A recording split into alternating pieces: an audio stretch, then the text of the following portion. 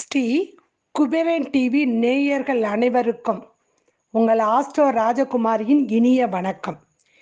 குபேரனின் அருளும் கருணையும் துணையும் எப்பொழுதும் உங்கள் இல்லங்களில் நிரம்பி வழியட்டும். இன்று நாம் ஆகஸ்ட் மாதத்துக்கு இந்த விருச்சிக ராசி நேயர்களுக்கு என்ன மாதிரியான பலன்களை இந்த கிரகங்கள் தரப்போகிறார்கள், நாம் எப்படி சுய பரிகாரம், ஆன்மீக பரிகாரம், தான தர்ம பரிகாரங்களை செய்து பலனடைய போகிறோம் என்பதை பற்றி தான் இந்த வீடியோவில் பார்க்க போகிறோம். வாங்க வீடியோக்குள்ளே போகலாம். உங்கள் ராசி அதிபதி செவ்வாய் உங்கள் ராசிக்கு 5ஆம் இடத்தில் பூர்வ புண்ணியம் என்று சொல்லக்கூடிய இடத்துல போய் நட்பு வீட்டில் சனியின் பார்வையில் இருக்கார். இந்த சனி பார்வையில் இருக்கிறது தான் அங்கே பிரச்சனை. அவர் வேற 4ஆம் பார்வையாக 8ஆம் இடத்தை பார்க்குறாரு. அது இன்னும் பிரச்சனை.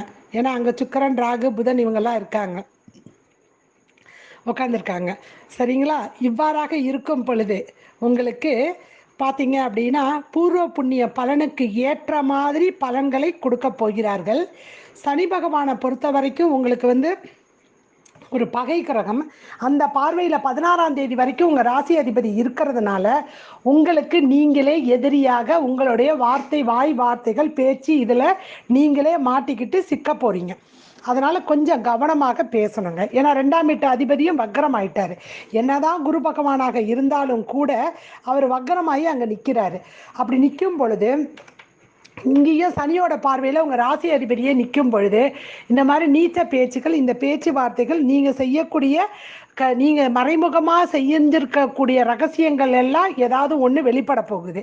அதனால் ரொம்ப உஷாராக இருக்கக்கூடிய காலகட்டம் இந்த காலகட்டம். 16ஆம் தேதி வரைக்கும் செவ்வாய் நவுந்து 16ஆம் தேதி போய் ஜம்முன்னு அவருடைய அதிபதி வீட்டிலேயே ஜம்முன்னு உங்களுடைய 6ஆம் இடம் அங்கே போய் தன்னுடைய ஆட்சி வீட்டில் செவ்வாய் பலமாக உட்காரும் பொழுது நல்ல ஒரு பலனை கொடுத்துருவாருங்க. கவலைப்பட வேண்டாம். சரிங்களா? சரி, அடுத்தது பார்த்தீங்கன்னா உங்கள் 2ஆம் வீட்டு அதிபதி 2லேயே நிற்கிறாரு. குரு வக்ரமாகி நிற்கிறாரு. 8ஆம் இடத்தை பார்க்குறாரு. அதே சமயம் 8ஆம் அதிபதியை முதல் நாள் மட்டும் ஆகஸ்ட் 1 மட்டும் பார்ப்பாரு. அதுக்கப்புறம் அவர் புதன் பெயர்ச்சி ஆகிடுறாரு. அதனால் அந்த முதல் நாள் மட்டும் உங்களுக்கு சிறு சிறு பிரச்சனைகள், இதெல்லாம் உங்கள் வாக்கு, உங்கள் புத்தி, ஒரு மாதிரி விரக்தி, ஒரு மாதிரி வெறுமை இதெல்லாம் ஏற்படும். அப்புறம் சரியாயிடும். கவலைப்பட வேண்டியது அவசியம் கிடையாதுங்க. தன குடும்ப வாக்குஸ்தானாதிபதி வக்ரமாகி உட்கார்ந்துருக்கிறதுனால கேது தடைகளை தருவதனாலையும் உங்களுக்கு உங்கள் ராசியில் தான் கேது பகவான் உச்சமாகி உட்கார்றதுனால அவர் தடையை ஓரளவுக்கு கம்மியாக தான் கொடுப்பார், ஒன்று பெருசாக கொடுத்துருமா. அதனால் குடும்பத்தில் சின்ன சின்ன குடும்பத்தோட கோயில் வழிபாடு, இல்லை வீட்டிலேயே உட்காந்து குடும்பத்தோட குலதெய்வ வழிபாடுகள் இதெல்லாம் செய்யக்கூடிய இந்த காலகட்டத்தில் செஞ்சிங்கன்னா நல்ல பலனை உங்களுக்கு கொடுத்துருங்க. எதனால் சொல்கிறேன்னா, இந்த குலதெய்வ வழிபாடு காலபுருஷனுக்கு பாக்கியஸ்தானம் என்று சொல்ல இடத்துல குரு பகவான் உங்களுக்கு 2ஆம் இடத்துல அமரும் பொழுது உங்கள் ராசி அதிபதியே செவ்வாய் பகவான் போய் அழகாக பூர்வ புண்ணியத்தில் உட்காரும் பொழுது இந்த 9ஆம் அதிபதியான சந்திர பகவான் அவர் சுற்றிக்கிட்டே இருப்பார். இந்த மாத பிறப்பு அன்னைக்கு கூட ஆகஸ்ட் 1ஆம் தேதி அன்னைக்கு கூட உங்களுடைய 2ஆம் இடத்துல தான் குருவோட உட்கார்றாரு.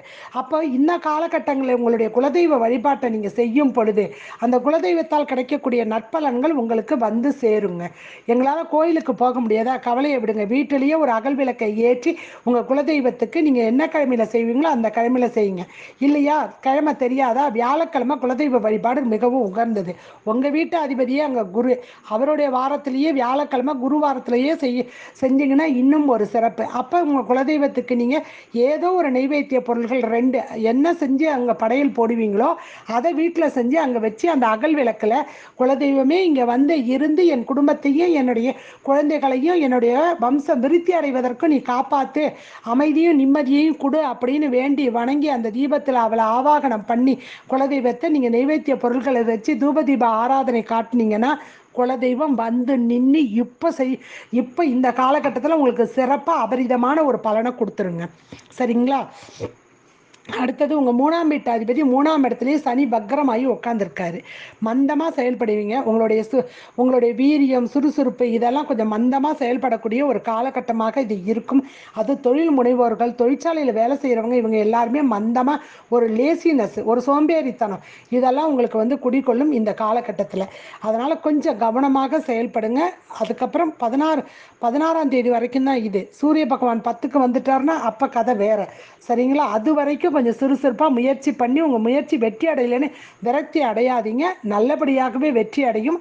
அது ஒரு 16ஆம் தேதி வரைக்கும் கொஞ்சம் நீங்கள் உங்களை நீங்களே தேத்திக்கிட்டு வேலை செய்யணும். இதுதான் சுய பரிகாரம். சரிங்களா?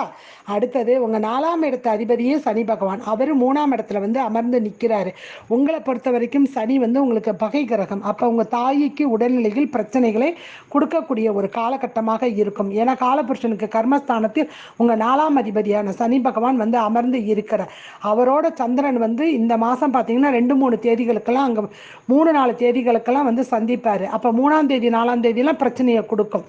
சரிங்களா? அதனால் இந்த தாயின் உடல்நிலையில் மிக கவனமாக இருக்கணும். வண்டி வாகனத்தில் போகும் பொழுது அது பழுது இருக்கா, இல்லை காற்று இருக்கா, பஞ்சர் இல்லாமல் இருக்கான்னு, காலையில் பிரேக் இருக்கான்னு எல்லாம் செக் பண்ணிவிட்டு போகிறது மிக சிறப்புங்க. சரிங்களா? அடுத்தது உங்களோட 5ஆம் இடம் குழந்தைகள், அந்த பூர்வ புண்ணியம். அந்த 5ஆம் இடத்துல உங்கள் ராசி அதிபதி 16ஆம் தேதி வரைக்கும் உட்காந்து சனி பார்வையில் இருக்கார். பிள்ளைங்க அடம் பிடிக்கும், கோவப்படும், அது நடக்காத ஒரு விஷயத்த நடத்தி கொடுன்னு வந்து நிற்கும். நமக்கு இதை செஞ்சாதான் நான் சாப்பிடுவேன், இது இருந்தால் தான் சாப்பிடுவேன்னு அடம் பண்ணும். 16ஆம் தேதி வரைக்கும் பல்ல கடிச்சிட்டு எல்லாத்துக்கும் தலையாட்டுங்க. 16ஆம் தேதிக்கு அப்புறம் செவ்வாய் பகவான் போய் ஜம்முன்னு போய் அவரோட வீட்டில் உட்காருவார். 6ஆம் இடத்துல உட்காரும் பொழுது உங்கள் கை ஓங்கிடும், கவலைப்படாதீங்க. அப்போ சூரிய பகவான் 10ல் வந்து ஷட்பலத்தில் உட்காந்துருவார். அப்போ எல்லாருமே பார்த்தீங்கன்னா உங்களுக்கு அர்த்த திரிகோணத்தில் சந்திக்கும் பொழுது நல்ல ஒரு பலனை கொடுக்கும். அது வரைக்கும் பல்ல கடிச்சிக்கிட்டு இருங்க. சரிங்களா? குரு வீட்டில் இருந்தாலும் கூட சனியின் பார்வை அதிகமாக செவ்வாய்க்கு இருக்கிறதுனால, செவ்வாயும் உங்களுடைய 8ஆம் இடத்துல பார்க்கறதுனால, அதாவது உயிரை வறுத்து எடுக்குது இந்த பிள்ளைங்க அப்படின்னு நிற்பீங்க. அந்த மாதிரி இருக்கும். அதனால் கவலையை விடுங்க. 16ஆம் தேதி சரியாயிடுங்க. அடுத்தது 6ஆம் இடம். அந்த 6ஆம் இடத்து அதிபதி 16ஆம் தேதி வந்து உட்காரும் பொழுது செவ்வாய் பகவான் வேலை செய்கிற இடத்துல எல்லா இடத்துலையும் உங்கள் கை ஓங்குங்க. அது வரைக்கும் உங்கள் பாசு போட்டு உங்களை பின்னி படம் எடுத்துக்கிட்டு இருப்பாங்க. வேலைன்னு வேலையும் வாங்கிக்கிட்டு அந்த வேலையும் வாங்கிட்டு பாராட்டாமையும் உட்காந்துக்கிட்டு எல்லாம் இருப்பார். செவ்வாய் வந்து உட்காரும் பொழுது 10ஆம் இடத்தில் சூரியன் வந்து உட்காருவார். குரு சூரியன் 2, 6, 10. 2 உங்கள் குடும்பம், 6 நீங்கள் பண்ணுற சர்வீஸு, 10 தொழில் செய்கிற இடம், தொழில் அதிபர்கள் தொழில் செய்கிற இடம் எல்லாமே 10. அதில் பலமாக வந்து 6-10 இடங்கள் நிற்கும் பொழுது எதிரிகள் நிற்க மாட்டாங்க. கோபம் மட்டும் பற்றாதீங்க. அரசியல்வாதிகள் எல்லோருக்குமே அந்த அந்த 16ஆம் தேதிக்கு அப்புறம் நீங்கள் சொல்கிற சொல் பேச்சு எடுபடும், நீங்கள் செய்கிற செயல் எடுபடும். அது மீடியாக்களையோ இதுலேயோ பெருமையாக பேசக்கூடிய ஒரு காலகட்டமாக இருக்கும். சாணக்கியத்தனத்தோடு உங்கள் புத்திகள் வந்து செயல்படுவதற்கான காலகட்டம். ஏன்னா அடுத்தது 17ஆம் தேதி சூரியனுடைய புதன் வந்து உட்காந்துடுறாரு. புத்திக்காரனும் சூரியனும் இணையும் போது நல்ல ஒரு பலனை அங்கே கொடுத்துட்டு போயிடுவாங்க. கவலைப்பட வேண்டிய அவசியம் கிடையாது. சரிங்களா? அதனால் சிறப்பாகவே இருக்கும், கவலைப்பட வேண்டாம். இந்த காலகட்டத்தில் யாரெல்லாம் வேலை செய்கிறீங்களோ, அரசு உத்தியோகத்திலேயோ கார்பரேட் கம்பெனியில் வேலை செய்கிறீங்களோ, உங்கள் பாஸ் உங்களுக்கு நீங்கள் செய்கிற வேலைக்கு உங்களை தட்டி கொடுக்காட்டினாலும் மனசுக்குள்ளே ரைட் நல்லா பண்ணுறாப்பா, இவனுக்கு எதாவது பண்ணணும் அப்படிங்கிற மாதிரி ஒரு நினைவு எல்லாமே வரும் இந்த 16ஆம் தேதிக்கு அப்புறம். இந்த வாய்ப்பை பயன்படுத்தி உங்களுக்கு ஏதாவது சலுகைகள் இருந்ததுன்னா அதை கேட்டு பெற்று வாங்கி கொள்ளக்கூடியது உங்கள் புத்திசாலித்தனம். சரிங்களா? அடுத்தது 7ஆம் அதிபதி 8ல் போய் உட்கார்ந்துருக்காரு சுக்கிர பகவான். அப்போ 8ல் போய் உட்காரும் பொழுது மனைவியினால் தொல்லை துயரம் இதெல்லாம் இருக்குது, கணவனால் தொல்லை துயரம் இருக்குது அப்படின்னு 8ஆம் இடத்துல அஷ்டமத்துக்குள்ளே போய் உட்காரும் பொழுது குரு பார்வை இருக்கிறது ஒரு சிறப்பு, அது நல்லது பண்ணிட்டு போயிடும். இருந்தாலும் கூட ராகு இருக்கார். ராகு நிற்கிறதுனால பிரச்சனையை அங்கே நல்லா கொடுத்துருவார். 8ஆம் இடத்துல சுக்கிரன், ராகு, இங்கே குரு, கேது. கணவன் மனைவிக்குள்ள சின்ன சின்ன பிரச்சனைகள் வரும். இல்லை அப்படின்னா அவங்க கோச்சிட்டு பேசாமல் ஒரு 15-16 நாள் இருப்பாங்க. விட்டுடுங்க, அது நல்லது. விட்டுடுங்க, அதை அப்படியே விட்டுட்டிங்கன்னா மிக சிறப்பாக இருக்குங்க. ஒரு 16ஆம் தேதி வரைக்கும் இந்த பிரச்சனைகள் ஓடும். அதுக்கப்புறம் கொஞ்சம் சால்வ் ஆகிடுங்க. ஏன்னா சூரியன் 10ஆம் அதிபதி, 9ஆம் அதிபதி, பாக்யாதிபதி இவங்கள்லாம் வந்து நல்ல நிலையில் வந்து உட்கார்றதுக்கான வாய்ப்புகள் இருக்குது. 9ஆம் அதிபதி அவர் சுற்றிக்கிட்டே இருப்பார். அதே காலகட்டத்தில் 10ஆம் அதிபதி ஷட்பலத்தில் பலமாக சூரியன் பகவான் உட்காரும் பொழுது செவ்வாய்க்கு அது நட்பு கிரகம், திரிகோணத்தில் அவங்க சந்திக்கும் பொழுது நல்ல ஒரு பலனையும் உங்களுக்கு கொடுத்துருவாங்க. அது வரைக்கும் 16ஆம் தேதி வரைக்கும் கணவன் மனைவிக்குள் சிறு சிறு சண்டைகள், பெரும் சண்டைகள் ரெண்டுமே நடக்கிறதுக்கு வாய்ப்புகள் அதிகம் இருக்குதுங்க. உற்றார் உறவினர்கள் நண்பர்கள் இவர்கள் எல்லோரும் அவங்களுக்கு ஏதோ ஒரு வீடு கட்டுறேன், எனக்கு கொஞ்சம் பணம் கொடு, ஏதாவது கடன் தொந்தரவு இதெல்லாம் அதிகமாக கேட்கக்கூடிய காலகட்டம். அது வந்து கொஞ்சம் பாலிஷாக பார்த்து பேசி விடுங்க, சரிங்களா? அடுத்தது 8ஆம் அதிபதி புதன். அவர் 9க்கும் 10க்குமா நிற்க போகிறாரு தர்ம கர்மாதிபதி இடத்துல. இந்த அஷ்டமாதிபதியும் ஆயுள் காரகனும் அவமானப்படுத்தக்கூடிய இடம் இந்த 8ஆம் இடம். அந்த அதிபதி 9 10க்கு வந்து நின்னாருன்னா அதுக்கு என்ன தெரியுமா பரிகாரம்? தர்மத்தை பண்ணணும்னா எஸ்கேப் ஆகிடலாம், எவ்வளோ பெரிய பிரச்சனையாக இருந்தாலும். அதுதான் அதோடைய சூட்சமே அங்கே, சரிங்களா? அதனால் நீங்கள் என்ன பண்ணுங்க, யாரெல்லாம் வயதான பெண்மணிகள் கஷ்டப்படுறாங்களோ அவங்களுக்கெல்லாம் தான தர்மம் பண்ணிடுங்க. திருநங்கைகளுக்கு உங்களால் முடிஞ்சதை செஞ்சுடுங்க. திருநங்கைகள் எப்பயும் பாருங்களேன், நிறைய பேர் காலில் செருப்பு இல்லாமல் இருப்பாங்க, சரிங்களா? அவங்களுக்கு செருப்பு வாங்கி கொடுத்துருங்க. அதுதான் அது பெரிய பரிகாரம். அதை கொடுங்க. கொடுக்கும் பொழுது தண்ணியை கொடுங்க. ஏன்னா சந்திரன் மனோகாரகன், தண்ணியோடு கொடுக்கும் பொழுது தான் அந்த தான தர்மம் பூர்த்தி ஆகும். அதனால் அதை தயவு செஞ்சு செஞ்சுடுங்க. அடுத்தது பார்த்தீங்க அப்படின்னா 10ஆம் அதிபதியாக சூரிய பகவான் வீடு உங்களுக்கு இருக்கிறதுனால இந்த புதனும் சூரியனோடையே ட்ராவல் பண்ணிட்டு கூடவே வந்துக்கிட்டு இருக்காரு.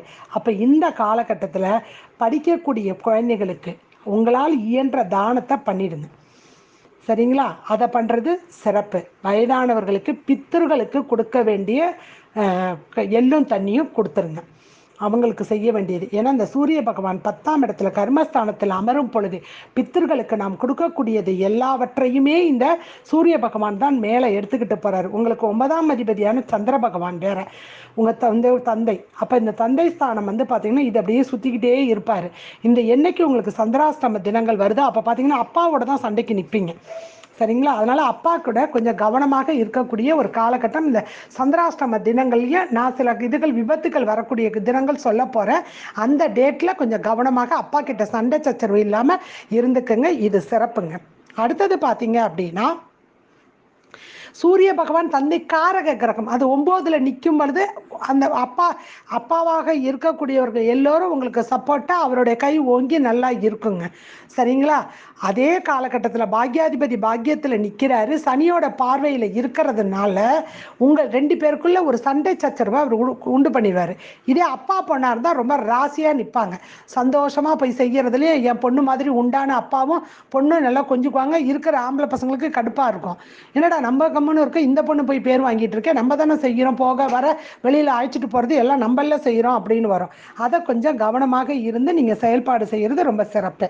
அப்போ 10ஆம் இடத்துக்குள்ள சூரிய பகவான் வந்து உட்கார்ந்த உடனே 16ஆம் தேதிக்கு அப்புறம் நீங்கள் வந்து உங்கள் கை ஓங்கும். உங்கள் அப்பா சட்பலத்தில் நின்னாலும் கூட உங்கள் அப்பா வந்து சொல்கிறத நீங்கள் கேட்பீங்க, சண்டைக்குன்னு வரமாட்டாருப்பா.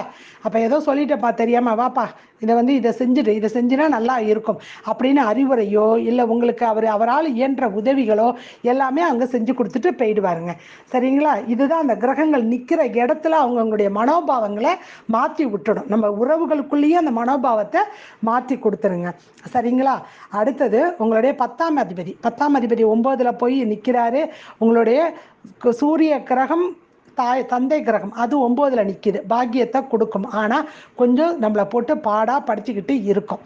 ஏன்னா சனியும் சூரியனும் பார்த்துக்கிட்டு இருக்கிறதுனால வீண் விதண்டாவாதங்கள் இதெல்லாம் இருக்கும். அரசியல்வாதிகளுக்கும் படுத்தும் 16ஆம் தேதி வரைக்கும். இதில் யாரெல்லாம் வேலை செய்கிறீங்களோ இல்லை தொழில் சாலையில் இருக்கிறவங்களுக்கெல்லாம் சங்கடங்களையும் நிறைய விரக்தியையும் கொண்டு போய் கொடுத்துருவாங்க, சரிங்களா? ஆனால் 16ஆம் தேதிக்கு அப்புறம் இது எல்லாமே அப்படியே தலைங்கீழமாக மாறி உங்களுக்கு நல்லா சூப்பராக வந்து நிற்குங்க, கவலைப்பட வேண்டிய அவசியம் கிடையாதுங்க, சரிங்களா? அப்போ அந்த இடத்துல 10ல் வந்து உட்காரும் பொழுது அரசியல்வாதிகள் கை ஓங்கும். வேலையில் செய்கிறவங்களுக்கு இடத்துல அவங்க பாசு சொல்கிற பேச்சை கேட்பாங்க. தொழில் அதிபர்களாக இருக்கிறவங்க அவங்க கீழே வேலை பார்க்குறவங்க எல்லாரும் சரி சார், ஓவர் டைம் கொடுத்தா கூட சரி சார், இப்போ இருக்க காலகட்டத்தில் அப்படி செஞ்சாதான் ஜெயிக்க முடியும்னு அவங்களுடைய மன மாற்றங்கள் அது மாறும். உங்கள் இதை வச்சு நீங்கள் கேட்க போகிற உதவி உங்களுக்கு நல்ல நேரம் இருக்கும் பொழுதும் போய் உதவி கேட்டால் தானே அது நல்லதாக நடக்கும். அவங்களுக்கு எப்படியாவது இருந்துட்டு போட்டோம், உங்கள் நேரம் நல்ல நேரமாக இருக்குது, அப்போ நீங்கள் வெற்றியை அடையக்கூடிய ஒரு காலகட்டமாக அது இருக்குங்க.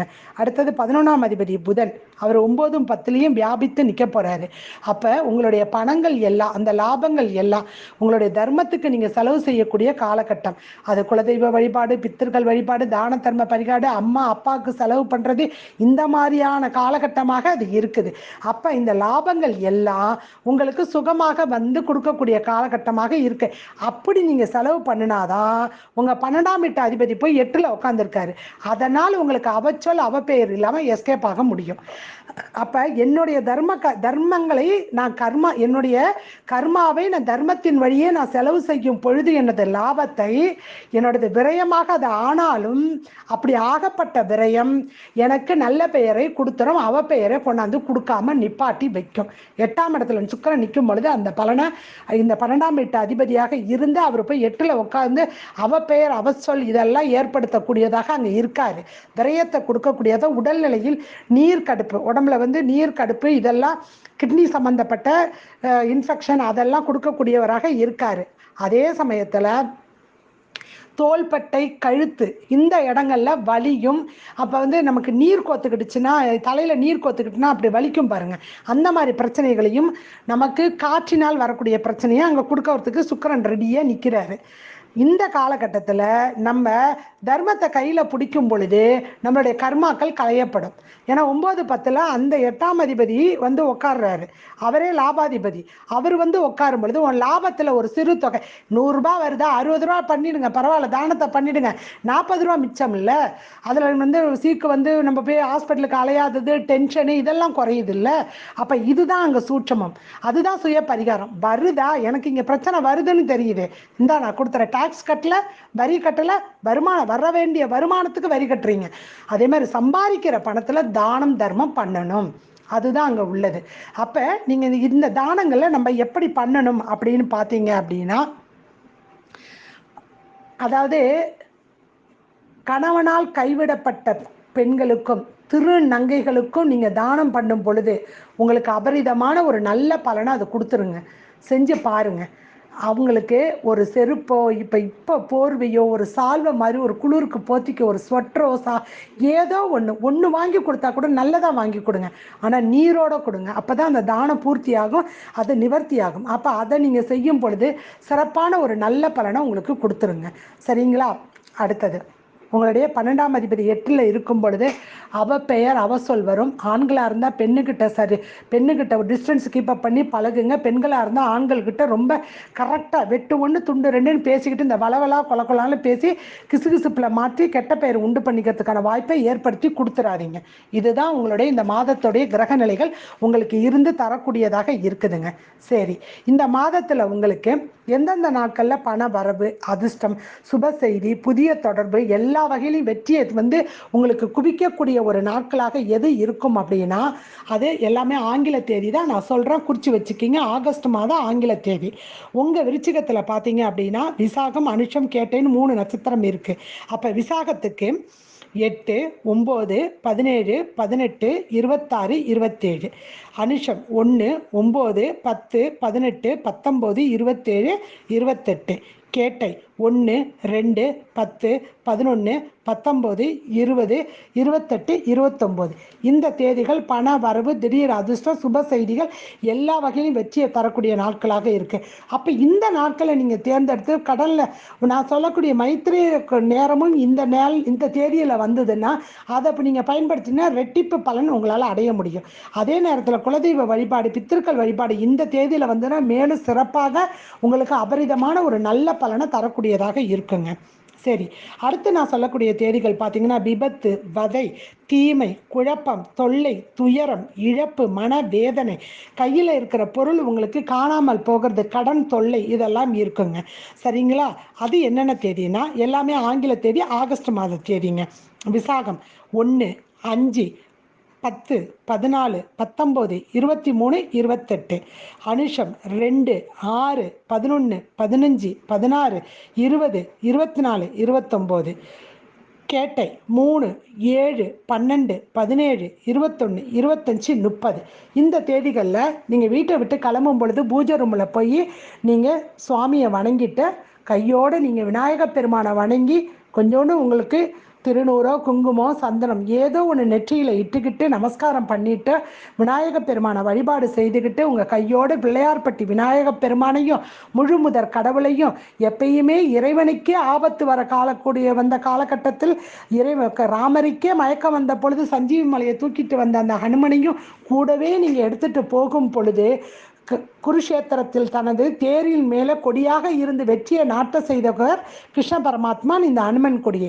அப்படிப்பட்ட ஹனுமனை நீங்கள் கூடவே எடுத்துக்கிட்டு போகும் பொழுது அப்போ மனசுக்குள்ள ஒரே ஒரு நிமிஷம் இந்த வண்டியில் உட்காரும் பொழுது நான் நல்லபடியாக போயிட்டு நல்லபடியாக அந்த நான் செல்லும் காரியம் வெற்றி அடைஞ்சு நல்லபடியாக நான் திரும்பி வரணும், நீ எனக்கு துணை இருக்கணும், கூட 2 பேரும் வாங்க அப்படின்னு 2 பேரும் கூட துணைக்கு கூட்டிக்கிட்டு அப்படியே கிளம்பி போனீங்கன்னா கண்டிப்பாக அந்த காரியங்கள் எல்லா வகையிலையும் உங்களுக்கு வெற்றி வாய்ப்புகள் வந்து சேர்வதற்காக யாருமே தடுக்க முடியாதுங்க இறைவனுடைய சரணாகதியில. சரிங்களா? அடுத்தது விருச்சிக ராசிக்கு பார்த்தீங்கன்னா சந்திராஷ்டம தினம் பார்த்தீங்க அப்படின்னா 14-15 ஆங்கில தேதி. இந்த நாட்களில் எந்த ஒரு சிறப்பு காரியங்களும் செய்யாதீங்க. சரி, இந்த காரியம் ஏதாவது ஒரு நல்ல நிகழ்ச்சிகளோ இல்லை வெளியூர் பயணம் சிறுதூர பயணம் இல்லை முக்கிய முடிவுகள் எடுக்கணும், எனக்கு ஆஃபீஸ் மீட்டிங் இருக்குது, என்னுடைய பாசுக்கிட்ட முக்கியமான ஒரு முடிவு இன்னைக்கு அவர் மீட்டிங் வச்சுட்டாரு, அதை மாற்ற முடியாது அப்படின்னா நேராக பூஜை ரூமில் போய் முழுமுதற் கடவுள் விநாயக பெருமாட்ட சரணாகதி அடைஞ்சிருங்க. அருகம்புள்ளியும் வெள்ளருக்கு பூவியும் வச்சு அவர்கிட்ட வழிபாடு செய்து கொஞ்சோண்டு பொட்டுக்கடலை வெள்ளம் அவள் இதை வச்சு தூபதீப ஆராதனை செய்து ஒரு நமஸ்காரத்தை பண்ணிட்டு அதை எடுத்து வாயில் போட்டு சாப்பிட்டுட்டு கொஞ்சோண்டு நீரை குடிங்க. ஏன்னா சந்திரன் நீருக்குன்னு உள்ள காரகத்துவம். அந்த நீரை குடிக்கும் பொழுது இந்த இனிப்பு சாப்பிட்டு அந்த நீர் போகும் பொழுது உங்க மனசு உங்க உடல் எல்லாமே ஒரு சமாதான நிலைக்கு ஒரு அமைதியான நிலைக்கு வரும். எமோஷனலா முடிவெடுக்க மாட்டீங்க, நல்ல புத்தி கூர்மையோட வழி நீங்க எடுப்பீங்க. அதனால அதை பயன்படுத்திங்க. அதுதான் அதோட சூட்சமம். சரிங்களா? சரி, இந்த மாதம் முழுவதும் பார்த்தீங்கன்னா அஸ்தமத்தில் போய் உங்களுக்கு சுக்கிர பகவான் உட்கார்ந்துருக்காரு, விரையாதிபதி 7ஆம் அதிபதி. அடுத்தது 6ஆம் இடத்துல செவ்வாய் பகவான் வந்திருக்காரு. 10ஆம் இடத்துல போய் செவ்வாய் சூரியன் இவர்கள் எல்லாம் 6, 10 2ஆம் இடங்கள் சம்பந்தப்படுது. அப்ப இந்த மாதங்கள் முழுவதும் இது ரொம்ப உஷ்ணத்தை கொடுக்கக்கூடியதாக இந்த கிரக நிலைகள் உங்களுக்கு இருக்கு. தயிர் சாதங்க அதை எடுத்துக்கங்க, மாதுளம் பழம் எடுத்துக்கணும், வெண்ணெய் எடுத்துக்கணும், நெய் கிடையாதுங்க, வெண்ணெய். காலையில் கொஞ்சோண்டு, ரொம்பலாம் இல்லை, கொஞ்சோண்டு ஒரு 1/2 டீஸ்பூன் வெண்ணெயை காலையில் சாப்பிட்ருங்க. வெறும் வயிற்றுல அந்த உஷ்ணங்கள் குறையும். ஏன்னா இந்த உடம்பு இந்த கிரகங்கள் உட்காரும் பொழுது அதில் நிறைய உஷ்ணத்தை உண்டு பண்ண, உஷ்ணம் அதிகமாக போச்சுன்னா உள்ளுக்குள்ளே ஆசிட் அதிகமாக உற்பத்தி செய்யும், கண்ணெல்லாம் பொங்கும். அதனால் நீங்கள் என்ன பண்ணுங்கள், இந்த வெண்ணெயை உடம்புல எடுத்துக்கோங்க, தயிர் சாதம் நிறைய எடுத்துக்கோங்க. எலுமிச்சம்பழம் 8ஆம் இடத்துல போய் சுக்கிர பகவான் உட்காரும்போது யூரின் இன்ஃபெக்ஷன், அங்கே யூரினில் ஏதாவது ப்ராப்ளத்தை உண்டு பண்ணும். அதுக்கு எலுமிச்சம்பழம் இது பானக்கம் ரொம்ப நல்லதுங்க. முன்னோர்கள் எல்லாம் யாரும் தவறாக நமக்கு வழிகாட்டிட்டு போகலைங்க. ஏன்னா இந்த சுக்கரனான இந்த எலுமிச்சம்பழத்தையும் இந்த பானக்கம் செஞ்சு சாப்பிடும் பொழுது அந்த சிறுநீரகம் சுருங்கி விரியுது இல்லையா, அதனுடைய செயல்பாடை நல்லா துரிதப்படுத்தி நல்லா வச்சிருக்குங்க. அதுக்கு தான் இந்த பானக்கம். ஸோ இதை 3ஐயும் இந்த மாதம் முழுவதும் எவ்வளவு எடுத்துக்கொள்ள முடியுமோ அவ்வளவு எடுத்துக்கிட்டிங்கன்னா மிக சிறப்புங்க. சரிங்களா? சரி, இந்த மாதம் முழுவதும் விருச்சிக ராசிக்காரர்கள் எந்த சுவாமியை வழிபாடு செய்யணும்? ஏற்கனவே குலதெய்வ பித்தர்களுடைய இது எல்லாம் சொல்லிட்டேன். இந்த மாதம் முழுவதும் காளிகாம்பால நீங்க வணங்கி வரணுங்க. ஏன்னா சுதர்சன அவளுடைய முன்னாடி அந்த சக்கரத்தை, ஸ்ரீ சக்கரத்தை வைத்து கொண்டு தினமும் பூஜை செய்யக்கூடியவர். எல்லா எதிரிகளையும் நமக்கு எதிரிகளிடமிருந்து நம்மளை தற்காத்து கொள்ளக்கூடியதற்காக இருப்பவளும் அன்னையை போன்று அவள் அன்புள்ளத்தோட நமக்கு வேண்டியது மாதிரி தருபவளும் இந்த காளிகாம்பாள். அதனால அவளை இந்த மாதம் முழுவதும், ஏன்னா செவ்வாய் பகவான் உங்களுக்கு பாத்தீங்கன்னா 6ஆம் இடத்துல நிற்கிறாரு. ஷட்பலத்துல சூரிய பகவான் நின்னாலும் கூட குரு பகவான் வக்ரமாகி நின்று இவர்கள் எல்லோரும் பார்த்தீங்கன்னா அர்த்த திரிகோணத்துல 2, 6, 10 நிற்கிறாங்க. அப்படி நிற்கும் பொழுது நமக்கு சம்பந்தப்படாத பொருள்கள் எதுவுமே நமக்கு இது அதாவது அர்த்த பொருளுக்காக உள்ள திரிகோணத்தில் அவங்க நிற்கிறாங்க. தர்மத்துக்குன்னு உள்ள கிரகங்கள் நிற்குது. அப்போ அடுத்தவர் பொருள்கள் மேலே அடுத்த ஆசைகளை பேராசைகள் இல்லாமல் நம்ம எல்லோரும் ஒரு நீதி நேர்மையோடு நடக்கணும். இந்த விருச்சிக ராசிக்காரர்கள் இதை எல்லாத்தையும் ஒழுங்கு பண்ணி கொடுக்கக்கூடியவள் காளிகாம்பாள். அதனால அவளை வழிபாடு செய்யணுங்க. சரிங்களா? இப்போ சுய பரிகாரம், தான தர்ம பரிகாரம், ஆன்மீக பரிகாரம், இப்படி 3 பரிகாரங்கள் நம்ம சரிவர செய்து வரக்கூடிய இந்த காலகட்டத்தில் இந்த மாதம் முழுவதும் கிரகங்களுடைய பாதிப்புகளிலிருந்து நீங்க முற்றிலுமாக விடுதலை பெறுவீர்கள் என்பது திண்ணம். ஏன்னா ஒவ்வொரு ஒவ்வொரு என்னுடைய கிளைண்ட்டுக்கு பார்த்தீங்கன்னா ஒவ்வொரு மாதமும் நான் சொல்லக்கூடிய கிளைண்ட்டுகள் எல்லாம் நல்லா இருக்குதுன்னு இருக்காங்க. நான் இதை பண்ணுறேன், அப்போ நீங்கள் நான் நல்லா இதை செஞ்சு நான் நல்லா இருக்கும் பொழுது நீங்கள் செய்யணுமா இல்லையா? அதனால் இவ்வாறாக நம்ம இத்தனை 3 பரிகாரங்கள் நம்ம எடுக்கும் பொழுது ஒவ்வொரு விஷயத்தையும் நம்ம இப்படி செயல்பாடுங்க. இங்கே பிரச்சனை வருது அப்படின்னா ஜோதிஷம் வரும் பொருள் உரைத்தல், அதை நாங்கள் சொல்லிடுறோம், ஜோதிடர் சொல்லிடுறேன். அப்போ நீங்கள் அதை உட்காந்து செய்யணும் அப்படின்னா செஞ்சிங்கனால் மட்டுமே பலனடைய முடியும். சரிங்களா? அப்போ குலதெய்வ பித்திரு வழிபாடுகள், நான் சொன்ன சுய பரிகாரம், ஆன்மீக பரிகாரம், தான தர்ம பரிகாரம் செய்யும் பொழுது கிரகங்கள் தாக்கத்திலிருந்து முற்றிலும் நீங்கள் விடுதலை பெற்று பெருவாழ்வு வாழ்வீர்கள் என்பது திண்ணம். செஞ்சு பாருங்க, ஒரு மாதம் நான் சொல்கிறேங்கிறதுக்காக செஞ்சு பாருங்கள். நீங்கள் எல்லோரும் இன்புற்று இருக்க வேண்டும் என்பது தான் எனது நோக்கம். அடுத்தது தனுசு ராசியில் உங்களை சந்திக்கிறேன். நன்றி, வணக்கம். ஸ்ரீ குபேரன் டிவியை பார்த்தமைக்கு நன்றிகள். மேலும் இது போன்ற தகவல்களை தெரிந்து கொள்ள ஸ்ரீ குபேரன் டிவியை சப்ஸ்கிரைப் செய்யுங்கள். மறக்காமல் பெல் ஐக்கானை கிளிக் செய்யுங்கள்.